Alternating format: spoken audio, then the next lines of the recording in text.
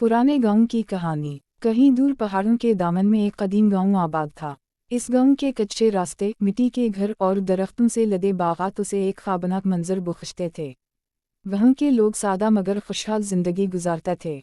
उसी गांव में दादा जान रहते थे, जो सबसे उम्र रसीदा और दानिशमंद शख्स थे। वो शाम के वक्त गांव के चौपाल में बैठकर पुरानी कहानियां सुनाया करते। बच्चे, बूढ़े और जवान सभी उनके गर्द जुमा हो जाते और उनकी बातों में खो जाते।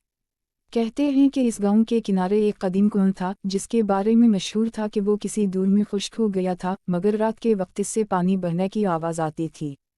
किसी को मालूम नहीं था कि ये हकीकत थी या महज एक कहानी, मगर गांव के लोग इस कुएं को मुक़द्दस मानते और उसके करीब जाने से डरते थे। एक दिन एक नौजवान हमीद, जो हमेशा नई चीज़ें जानने की जुस्तजू में रहता था, इस कुएं का राज जानने के लिए चल पड़ा। चांदनी रात थी, हर चीज़ खामोश थी, मगर जैसे ही वो कुएं के करीब पहुंचा, उसे पानी बहने की आवाज़ सुनाई दी। दिल की धड़कन तेज़ हो गई, मगर वो हिम्मत करके कुएं के अंदर झांकने लगा।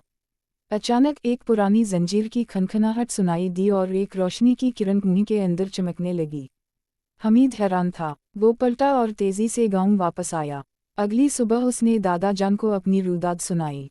दादा जान मुस्कुराए और बोले, बेटा, ये कुआं हमारे आबा व अजदाद की निशानी है, जो हमेशा हमारे साथ है।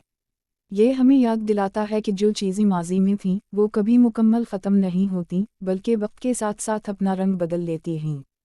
इस दिन के बाद हमीद ने जान लिया कि हर पुरानी चीज़ में एक कहानी छपी होती है, जो सब्र और गौर व फिक्र करने वालों को ही समझ में आती है।